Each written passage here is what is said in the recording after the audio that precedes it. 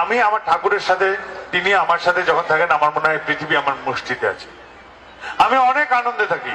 আপনাদের যদি মনে হয় যে এটাতে যুক্তি ছিল তাহলে পালন করে দেখতে পারেন, অনেক আনন্দে থাকতে পারবেন। আমার কাছে দুঃখ যদি আসতেও চায় পদ্মপাতার জলের মতো সে পালিয়ে যায়, থাকতে চায়। তাই আমি অঢেল আনন্দে থাকি। আমার অশ্লেষা নেই, মঘা নেই, রাহু নেই, কেতু নেই, শনি নেই, কিচ্ছু নেই। আমি সব কটাকে কান ধরে বের করে দিয়েছি আমার জীবন থেকে।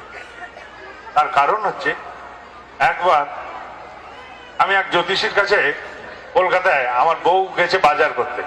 তো বাজার করতে গেলে সহযোগিতা লাগবেই, বর এটা তো সহযোগিতা করার জন্যই জন্মেছে।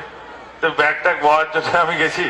তো মেয়েদের যদি বাজারে দোকানদার ভগবানও থাকেন তিনিও পছন্দ করিয়ে দিতে পারবেন না। মেয়েদের পছন্দ মেয়েরাই জানে, ছেলেরা বলতে পারেন। এরকমই ব্যাপার, তাদের পছন্দের সময় যাচ্ছে।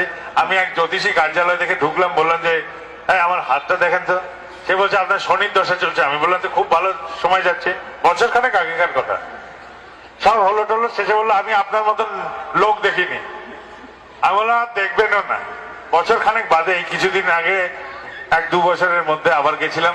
সেই লোকটাকে জিজ্ঞেস করে কি খবর, বললো বোম্বেতে একটা চেম্বার হয়েছে, বেনারসেও চেম্বার করছি।